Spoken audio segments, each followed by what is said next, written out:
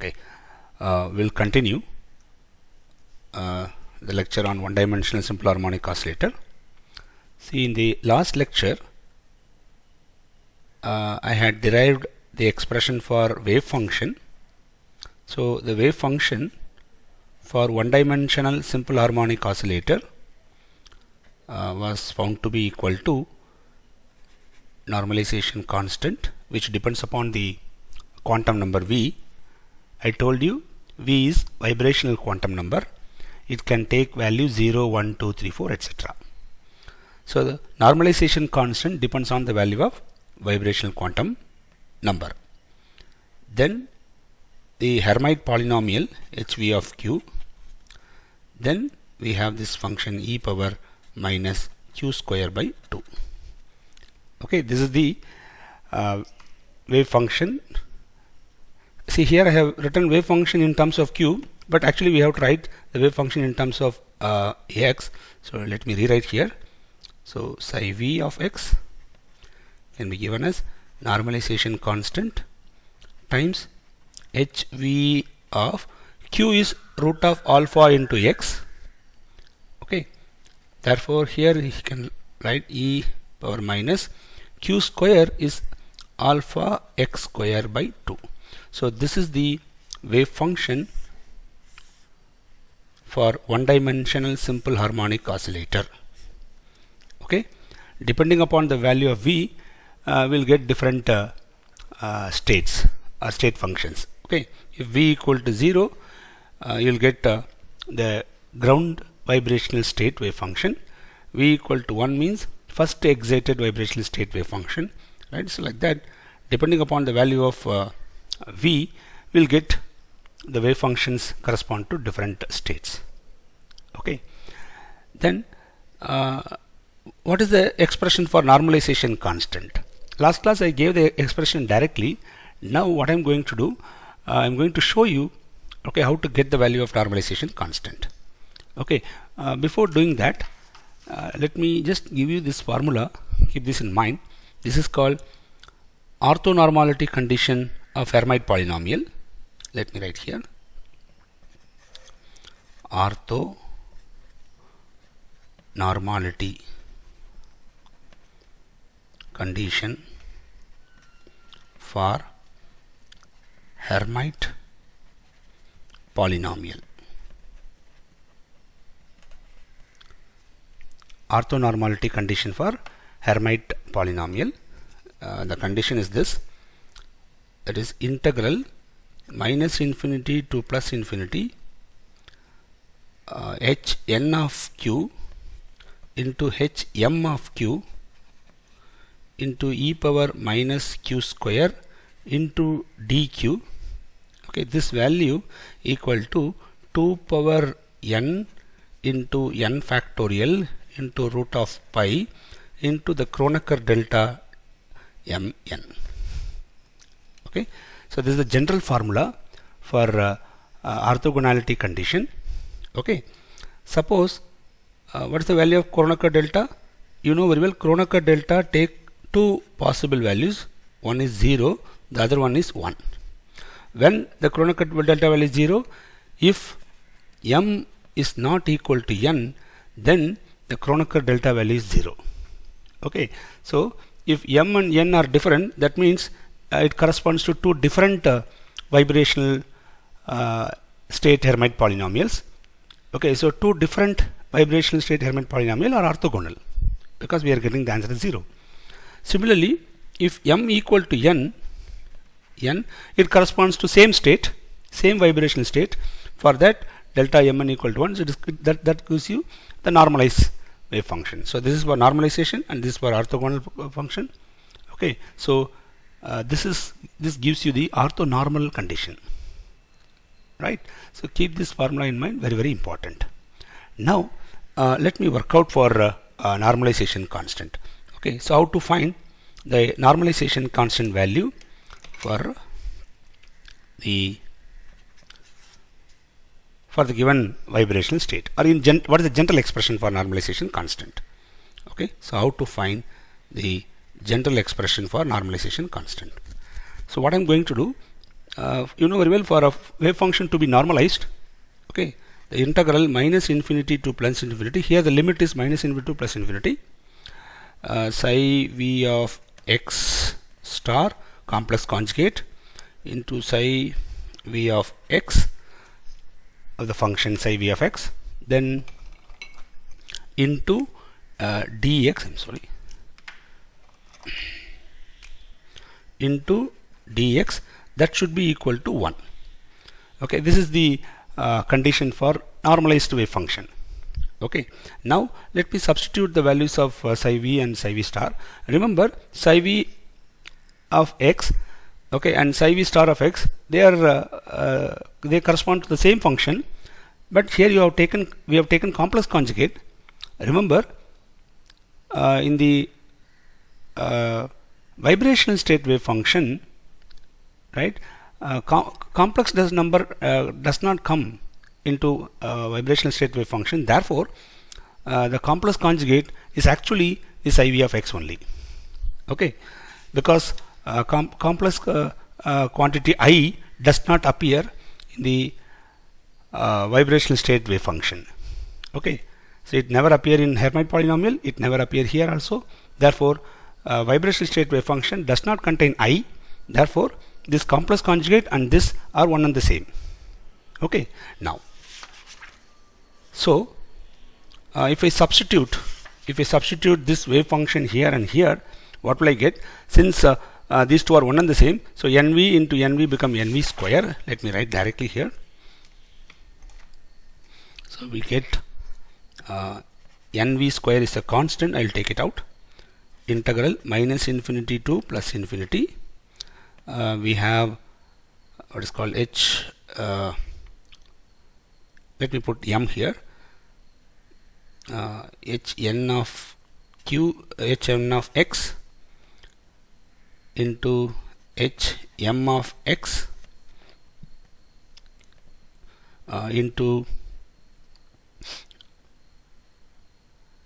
e power, what we'll get is, I'll take these two wave functions as, or you can also write directly hn. Both are hn, right, because they represent same state, hn of x into hn of x, and here e power minus alpha x square by 2 is there, so we have to put that in two places. If you multiply, you will get e power minus alpha x square into dx, that should be equal to 1. Okay, yeah, so this is the integral we have to solve, but this integral is using that orthonormal condition, you can easily find out the value of this integral. Okay, but before that, remember q is equal to root of alpha into x. Okay, q is equal to root of alpha into x. So what I'm going to do, I'm going to rewrite this expression, okay, in terms of q. So we can write this as nv square integral minus infinity to plus infinity h n of q, right, h n of q again into e power minus q square into, in the place of dx, so dq equal to root alpha into dx. So we can write this as 1 by root alpha into dq. Okay, so I have written in terms of dq. Since they are polynomial, you need not put q by root alpha and all. Okay, it's a polynomial. We are going to write the polynomial in terms of q, right? So I'll take this alpha out. So nv square, alpha is a constant, right? So root alpha integral minus infinity to plus infinity hn of q into hn of q, right, into e power minus q square into dq equal to 1. Since these two are same state, okay, both are same state, therefore this integral, okay, is not equal to 0, right? Actually the integral value is this nv square by root alpha equal to, see, I have given this formula. If m and n are equal, so I'll get n here, here also n. So we'll get the Kronecker delta value as 1. Therefore, the value of this integral is equal to 2 power n into n factorial into root pi. So what we get is, the value of this integral is 2 power n into n factorial into root pi, okay, equal to 1. Kronecker delta value is 1. Remember here, this v vibrational quantum number and this n are actually one and the same. Okay, I put v here. Actually, we should put n, right, to avoid confusion. So let me put n if you want. Okay, so this is a normalization constant. Normalization constant for nth vibrational state. That's all. Okay, so what is the normalization constant? N square equal to, I'll bring all this term to the right hand side. So I can write this as root alpha, okay, root alpha by pi. I'll combine this alpha and pi here into 1 by 2 power n into n factorial. Or we can write normalization constant for the nth vibrational state as alpha by pi into 1 by 2 power n into n factorial whole power half. Okay, yeah, or you can also write this as alpha by pi whole power, this is alpha by power 1 by 2, here we have power 1 by 2, so you can write directly 1 by 4 times 1 by square root of 2 power n into n factorial. So this is the value of normalization constant. Okay, now I'll write the normalization constant in terms of v, because we represent the quantum number, vibrational quantum number as v. So let me rewrite this. So you can write in terms of v also. Okay, remember n, this small n and small v represent quantum numbers, so you need not get any confusion here. Okay, so the normalization constant is alpha by pi whole power 1 by 4 times root of 2 power v into v factorial. So this is the normalization constant formula.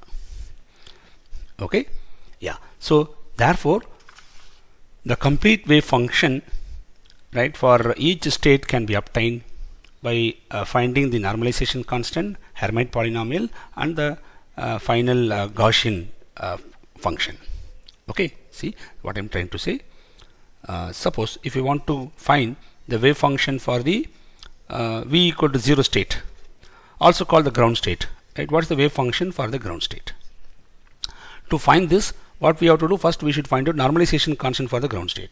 So normalization constant for the ground state equal to alpha by pi whole power 1 by 4 into v is 0 here, v is 0, so 2 power 0 is 1, 0 factorial also 1, so this become 1, so this part become 1. Therefore normalization constant is alpha by pi whole power 1 by 4 for the ground vibrational state. And what is the Hermite polynomial? Hermite polynomial general formula is this: hv of q equal to minus 1 power v into e power q square into d power v by dq power v into e power minus q square. This is the formula. Now we have to find out the Hermite polynomial for the ground state. For the ground state, if we should put v equal to 0. If we put v equal to 0 here, I'll get 1. Here we have e power q square, and d power 0, dq power 0, that become 1. Okay, so what we left with here is e power minus q square, that's all. E power plus q square, e power minus q square will give you e power 0, e power 0 is 1. So this is the value of the Hermite polynomial for the ground state. Therefore, the ground state wave function is psi 0 of x equal to normalization constant alpha by pi whole power 1 by 4 into the Hermite polynomial is 1 into the Gaussian part of the function e power minus q square by 2 we should put, and we know very well q is equal to root of alpha into x. So I am going to write in terms of x, therefore e power minus alpha into x square by 2. Okay, so this is the Gaussian part of the wave function. Okay, and this is the wave function for the vibrational ground vibrational state of one-dimensional simple harmonic oscillator. Remember, it is very important if you go to any competitive examination. Okay, they usually they won't give this wave function. Okay, they're expecting that you should remember this expression. Okay, so if you are trying for CSIR examination or GATE examination, right? If you are if you are writing these examinations, you better remember this expression. So the ground state wave function, the ground vibrational state wave function, right, for one-dimensional simple harmonic oscillator is this: alpha by pi whole power 1 by 4 into e to the power minus alpha into x square by 2. See, this is Gaussian part. You know very well Gaussian part is an even function. This is an even function. And here we have constant, therefore psi naught is an even function. Okay, the ground vibration state is an even function. Okay, what is the even function? How to identify whether it is odd or even? Very simple. See, in the place of x you put plus x or minus x. Whatever maybe it is, you are going to take square. So if I put plus x or minus x, if the function doesn't change, then we call that function as even function. So it is an even function. Right? So this part is always even function. Keep this in mind. And this is a constant. Therefore, the entire wave function is an even function. Okay? Yeah. So this is the ground state wave function for the one-dimensional simple harmonic oscillator. Okay. Now let me go find the first excited wave function. That is psi 1 of x. What is the wave function for psi 1 of x? How to find it out? Yeah. So we need to find out the normalization constant for the first vibrational excited state. Okay. Yes. How to do that? Normalization constant equal to general formula is this: alpha by pi whole power 1 by 4.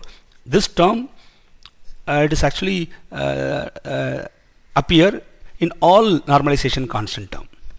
Okay, so this is, you should keep in mind, alpha by pi whole power 1 by 4 will come for all the vibrational states.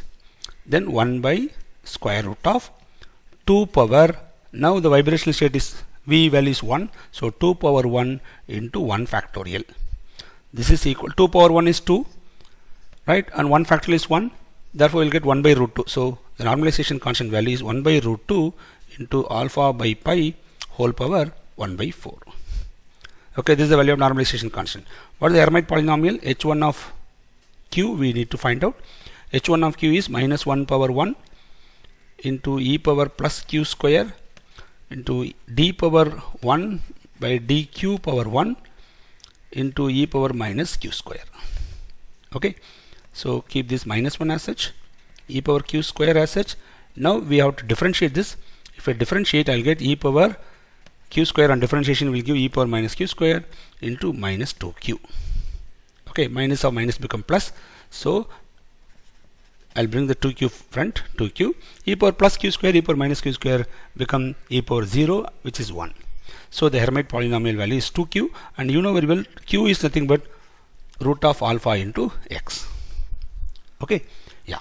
Now, so therefore the wave function for the first vibrational excited state psi 1 of x can be given as a normalization constant 1 by root 2 into alpha by pi whole power 1 by 4 times 2 root alpha into x, Hermite polynomial value, into e power minus alpha x square by 2. This term, right, will appear, or this term appears in all the wave functions of one-dimensional harmonic oscillator. Okay, yeah. So you can also simplify this if you want, or otherwise you can leave this as such. Right, now listen carefully. This is the wave function for the first excited vibrational state of one-dimensional simple harmonic oscillator. And here I have told you already, this function is always even function. It's a Gaussian function. It is always even function. Now here these are all constant, but I have an x here, and you know very well x is an odd function. x square is even, x cube is odd, x power 4 is even. So x power odd number, okay, x power odd number is an odd function, x power even number is an even function. Very simple. And so now this is an odd function, this is an even function. So odd into even is odd. Therefore psi 1 of x is an odd function. Okay, remember, odd function into even function is an odd function. Odd into odd is even into even is even, odd into even is odd. Okay, yeah, keep this in mind. So this is the wave function for the first exit state. In a similar manner, you can find the wave function for all the vibrational states. Okay, now what I'm going to do, I'll show you how this wave function, okay, appear like for one-dimensional simple harmonic oscillator. Before doing that,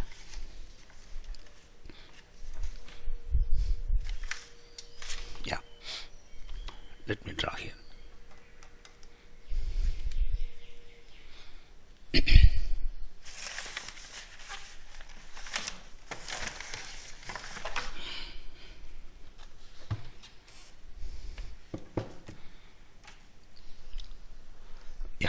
Let me do it here. So how the wave function will look like for different vibrational states. Okay, different vibrational states. Let me first show you, this is the wave function. I'm going to plot wave function here, wave function in y-axis, and the x-axis I'm going to plot the x value. So here x is 0, x0 corresponds to the equilibrium vibrational state, okay, or equilibrium position. Okay, here x will go to minus infinity, and this side x will go, plus infinity, here minus infinity. Okay, first let me show you the classical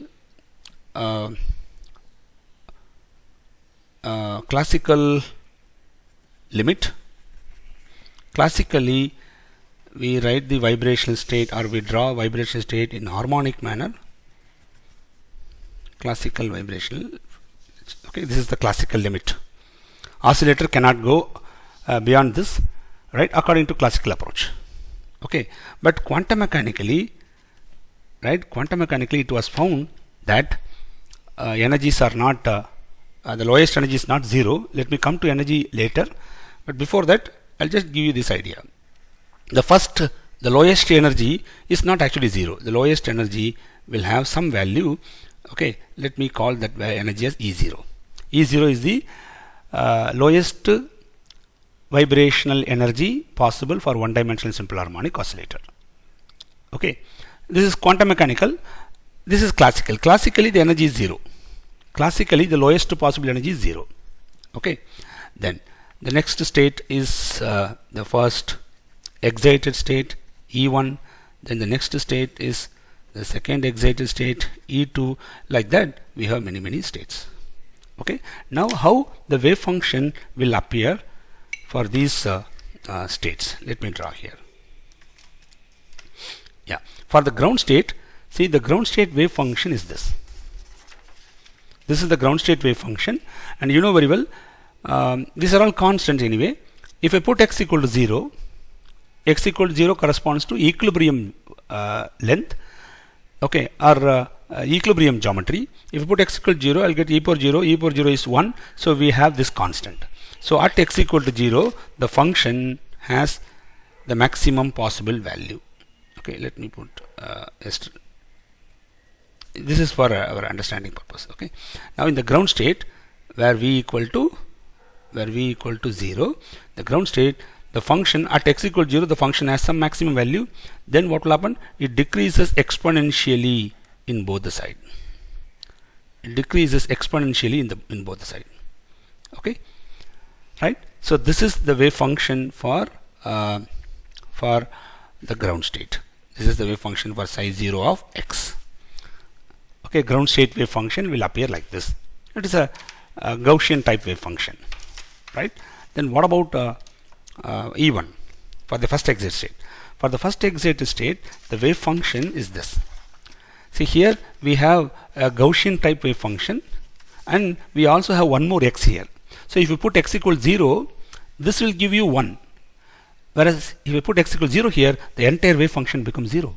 So it means at x equal to 0, the wave function is 0. Okay, at x equal to 0, the wave function is 0. What happens as x increases in the positive side? Listen, as x increases, this value increase, whereas here we have e power minus alpha x square, so this value will decrease. Remember, for lower value of x, okay, this term, right, this term is a dominating term, so this will control the entire wave function. Therefore, as x increases, initially the wave function will increase. After that, after some value of x, what will happen? The exponential term become a dominating term. Then it will turn the function and keep the function to approach 0 value. Okay, so what I'm trying to say, as x increases, the wave function initially will increase, reaches some value, then it will decreases and goes to 0 as x approaches plus infinity. Similarly, in the negative direction, as x goes in the negative direction, the wave function decreases, reaches some value, then the exponential part will try to keep the function to approach 0. Okay, so this is the nature of the wave function in the first excited vibrational state. So this is psi 1 of x. Right. Similarly, if you go to psi 2, this is v equal to 1 state, and this is corresponds to v equal to 2 state. In v equal to 2 state, yes, we get the wave function will appear like this.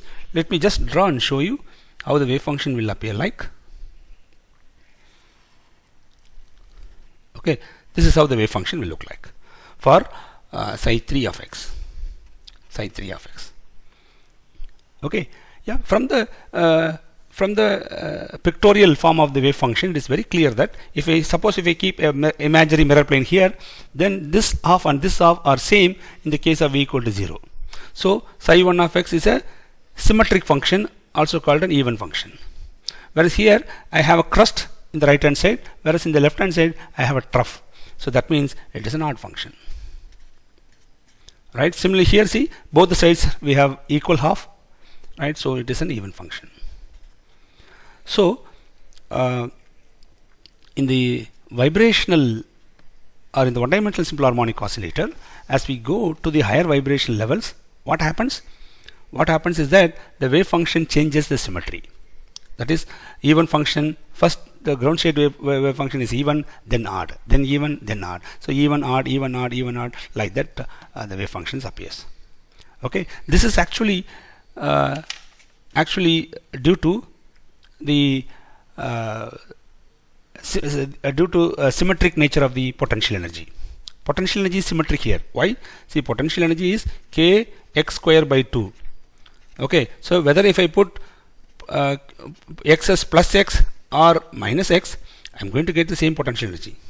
It doesn't change. So potential energy itself is symmetric. It is even. Potential energy is an even function. Potential energy is even function. Potential energy, whenever potential energy is even, then the states, okay, the adjacent state will appear with odd, even, odd, even, odd, even, like that. Okay, so this is the property of potential energy actually. Right? Whenever potential energy is symmetric or potential energy is even, then the states, the adjacent states, right, will appear with alternate symmetries. Okay, odd, even, like that it goes. Okay, yeah. So keep this in mind. This is very, very important. Then, if you have noticed this wave function, right, carefully, see here. This is actually, I told you, this is the classically forbidden region. Right? According to classical mechanics, the oscillator never appear beyond this line. Okay, beyond this parabola, oscillator never appear. But here, see, we have some wave function, some wave function, or in terms of probability, we can say some probability of finding the oscillator beyond the classical forbidden region is there. Okay, so the oscillator will appear beyond the classically forbidden region. Similarly here, oscillator appears beyond the classically forbidden region. Right? This introduces a new concept okay, called quantum mechanical tunneling. Quantum mechanical tunneling. Quantum mechanical tunneling. Tunneling. Right, the concept of quantum mechanical tunneling enters, right, here. It is actually the quantum mechanical tunneling is purely quantum mechanical origin. It has quantum mechanical. Classically, oscillator cannot appear beyond the classically forbidden region, whereas quantum mechanically there is some probability of finding oscillator beyond the classically forbidden region. Okay, this is due to quantum mechanical tunneling. Okay, yeah. So keep this in mind. Very, very important. We'll discuss about quantum mechanical tunneling, right, as we go along in this lecture series. Right. So this is a very important concept. Keep it in mind. Now what I'm going to do is that now I'll talk about the energy eigenvalue of one-dimensional simple harmonic oscillator. Okay, in the last lecture I have derived the expression for vibrational energy EV equal to V plus half into h nu, where nu is the oscillator frequency. Oscillator frequency is a constant for a given molecule, and h is Planck's constant, that is also a constant. So the only term that varies here is V. V can take value 0, 1, 2, 3, 4, etc. So V takes only certain allowed values. That means energy also takes only certain allowed values called quantized energy. So vibrational energy is quantized.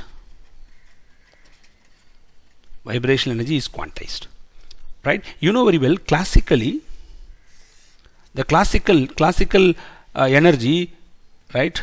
See, this is x equal to 0. Here x is plus infinity. Here x will go up to minus infinity. Okay, so here I am plotting x. Okay, classically the total energy will appear like a parabola. Okay, classical energy will appear like a parabolic form, and you know very well the lowest energy, right, of oscillator can take is 0 under classical concept. Okay, so in classical mechanics, the lowest energy an oscillator can take is 0. The lowest energy an oscillator can take under classical mechanics is 0. Whereas in quantum mechanics, so here we plot energy in y-axis. So if I put V equal to 0, V is the lowest possible value. If I put V equal to 0 here, I'll get half h nu. It is not 0. Okay, so the lowest value of energy, the lowest allowed value of energy, let me write this as E0. E0 is not 0. Actually, this corresponds to V equal to 0. Actually, the E0 value is half into h nu. Okay, it is not 0 actually. In classical mechanics, the lowest possible value of energy is 0, whereas in quantum mechanics, the lowest possible energy is half h nu. Okay, now let me define a term called 0 point energy. I have already spoke about this in one-dimensional translational motion. Okay, anyway, I'll give you this point, 0 point energy. What is 0 point energy? 0 point energy is the energy, the lowest energy possible from quantum mechanics minus the lowest energy possible from classical mechanics. Okay, classically the lowest possible energy is 0, and quantum mechanically the lowest possible energy is half h nu. So for one-dimensional simple harmonic oscillator, right, we have 0 point energy which is equal to half h nu. Okay, so like translational motion, the vibrational motion also possesses 0 point energy. Okay, then what is the next vibration level? Next excited level is V equal to 1. V equal to 1. For V equal to 1, the energy is E1. Let me write this as E1. What is E1? E1 value, I'll write here. E1 value equal to, E1 value is put V equal to 1 here. So 1 plus 1 by 2 is 3 by 2, 3 by 2 h nu. Right, this is the energy of the first excited level. Similarly, if you go to the next excited level, that is second excited level, E2, so this is half h nu, this is 3 by 2 h nu, and if I put 2 here, I'll get 5 by 2 h nu. Like that it goes. From these values, it is very clear that the difference between adjacent level, any two adjacent level, is always h nu. The difference between any two adjacent level is always h nu according to one-dimensional simple harmonic oscillator. Okay, according to quantum mechanics. Right, when you apply quantum mechanics to one-dimensional simple harmonic oscillator, right, only certain energies are allowed. Okay, not in classical mechanics all the energy values are allowed, whereas in quantum mechanics only this energy and this energy and this energy are allowed. Okay, like that we have allowed energies. So an oscillator either present here, or it will go here, or it will go here. So it will exist only in these allowed energy levels. It never appear in between. That's the point. Okay, then and the adjacent energy level gap is equal. So adjacent energy levels are equally spaced, right? Delta E between adjacent levels, right, is always h nu. So adjacent levels, adjacent vibrational levels are equally spaced. Okay, yeah. Now this quantized vibrational levels, okay, could explain why diatomic molecule shows characteristic vibrational spectrum. Because suppose if oscillator is present here, if you pass some radiation, the oscillator absorbs the radiation and goes to the excited state. So for this state to this state, some definite frequency of radiation is absorbed, okay, or definite wavelength of radiation is absorbed. Therefore you will get a characteristic peak in the spectrum. Okay, yeah. So this is the important point that you have to notice. Okay, next. Now I like to give some more information here. What is that? Yeah, from the recursion relation, right, we had shown that some of these relations that we have to keep in mind, that is this is actually from recursion relation. I'm not going to derive, but I'm going to give you the expression directly. What is the relation? The recursion relation. From the recursion relation we obtain this, that is Q into HV of Q is equal to V into HV minus 1 of Q plus half into HV plus 1 of Q. Okay, so this is the Weyth Hermite polynomial. Hermite polynomial for Weyth vibrational state. If you multiply with Q, you will get V minus 1 Hermite polynomial and V plus 1 Hermite polynomial, and multiplied with some quantities here.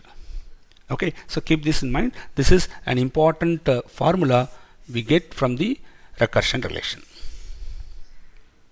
right? And another important one, if I differentiate an Hermite polynomial of some Weyth vibrational state, okay, if I differentiate an Hermite polynomial of some Weyth vibrational state, okay, I'll get 2 into V into H V minus 1 of Q. Okay, so if I differentiate any Hermite polynomial once, I'll get Hermite polynomial for the immediate lower level.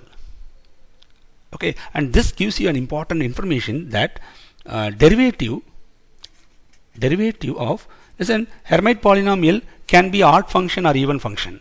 Suppose if Hermite polynomial is an odd function, suppose, then this will give me the next lower level. You know very well in one-dimensional simple harmonic oscillator, right? Alternate adjacent levels. Adjacent levels have different functions, right? If lower level is odd function, next level is even function, next odd, then next even, like that. The alternate the wave functions or alternate. Okay, the odd even functions appear alternatively in one-dimensional simple harmonic oscillator. So if the Vth vibration level is odd function, the immediate lower level, okay, must be an even function.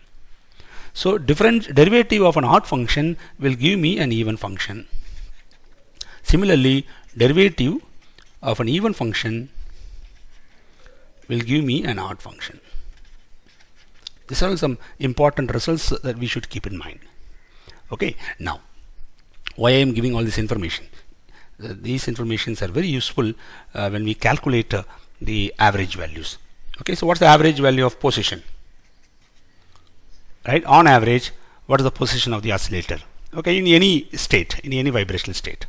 Okay, you know very well the average value general formula is integral minus infinity to plus infinity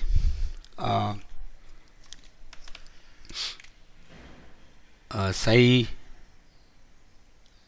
I'll take some vibrational state, okay, psi v of x star into x into psi v of x into dx. Okay, since it is a normalized wave function, the denominator quantity become 1. Okay, this is actually postulate number 4 that we have discussed in our regular class. Okay, now what will be the value of this function? Okay, listen here, this and this represent same state. Okay, this and this represents same state, and here see the integral as symmetric interval, minus infinity to plus infinity, minus 10 to plus 10, minus 5 to plus 5. These are all symmetric intervals, right? In symmetric interval, you know very well, in symmetric interval,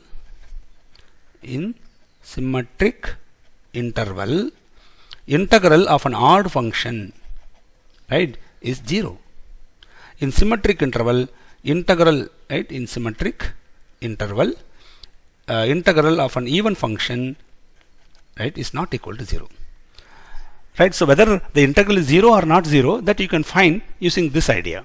So now we are using symmetric interval here, so this property will be very useful to identify whether this value is 0 or not. Remember, suppose if this function is an odd function, listen, this and this are one and the same, therefore this is also odd, and you know very well x is an odd function, x square is even, okay, x cube is again odd, x power 4 is an even function, right? So x is an odd function, this is odd, this is odd, you know very well odd into odd is even into odd is odd. Okay, so the entire function, right, entire function becomes an odd function now. And in symmetric interval, okay, integral of an odd function is 0. What does this indicate? Right, on average the position, right, the average position of the oscillator is 0. That means 0 means at equilibrium position, equilibrium geometry. So on average, right, whatever may be the vibrational state, on average the position value is 0. It doesn't mean that the molecule should be in the equilibrium geometry. No, it doesn't mean that. But average value, okay, average value gives me shows me that the average value of position should be equal to, so it should be the equilibrium geometry of the molecule, right? Yeah. Listen, average value and absolute value, they are not same. Absolute value of x need not be 0, but average value is 0. That's the meaning. Okay, so try to understand that. Then, so this is the average value of x, right? Then second one, what is the average value of momentum? Average value of x component of momentum. How to find that? Yes, we use the same formula, Px equal to integral minus infinity to plus infinity, then psi v of x star into the momentum operator Px into psi v of x into dx. And you know very well momentum operator is h by 2 pi I. Let me write here. Momentum operator is h by 2 pi I into d by dx. So I'll take h by 2 pi I out. So h by 2 pi I into minus infinity to plus infinity. Okay, psi v of x star into d by dx into psi v of x into dx. Okay, yeah. Suppose if this is an odd function, I have told you first derivative of an odd function. Okay, if I apply the d by dx here, first derivative of an odd function become an even function, right? First derivative of an odd function becomes even function. So if this is odd function, these two are one and the same, so this is also odd, right? So if I apply d by dx on this function, function will become even. So now we have odd and even. Odd and even function, odd into even is odd. Therefore, the integral value becomes 0 because the interval is symmetry interval. Okay, so on average, the average value of momentum, right, in any state is actually 0. Whether it is ground vibration state or first vibration, exit vibration state, second exit vibration, whatever maybe it is, right? On average, the average value of momentum is 0. Okay, yeah. So this is another important result. Keep this in mind, right? Then, so I have given some basic informations on one-dimensional simple harmonic oscillator. I will discuss about the quantum mechanical tunneling separately, right, at the end of this lecture series. Then here I like to give one point. This is very, very important, right? Suppose if transition takes place from v equal to 0 to v equal to 1, is this allowed or not for one-dimensional simple harmonic oscillator? Similarly, v equal to 0 to 2, is this allowed or not? How to check? Okay, yeah, it is quite easy to find out. Listen, 0 to 1, v equal to 0 to 1, whether the wave function, whether the transition is allowed or not. Okay, to find that, we need to check the transition moment integral or the probability of transition. Okay, so we need to find out the transition moment. Let me write here, yeah, transition moment integral. Okay, what is transition moment integral? Which is nothing but in this case minus infinity to plus infinity psi v of let me write this as psi v excited state psi v prime of x star, and we have the dipole moment operator into psi v double prime of x. This psi v double prime represent lower state, psi v single prime represent the higher vibrational state into dx. So we need to find out the value of this integral. If this integral is 0, then the transition is a forbidden transition. If the integral is non-zero, then the transition is an allowed transition. Okay, so now let me just check whether the transition is allowed or not. Okay, using this using the basic ideas. Okay, so let me take first I'll take this transition, whether v equal to 0 to v equal to 1, adjacent level transition, whether this is allowed or not. Okay, so transition moment integral equal to integral minus infinity to plus infinity. This is minus infinity plus infinity is applicable for one-dimensional simple harmonic oscillator. Okay, then I'll take the ground state wave function, which is psi 0 of x, and the excited state wave function, which is psi 1 of x star. Listen, complex conjugate has no meaning here, because you know very well the wave function does not contain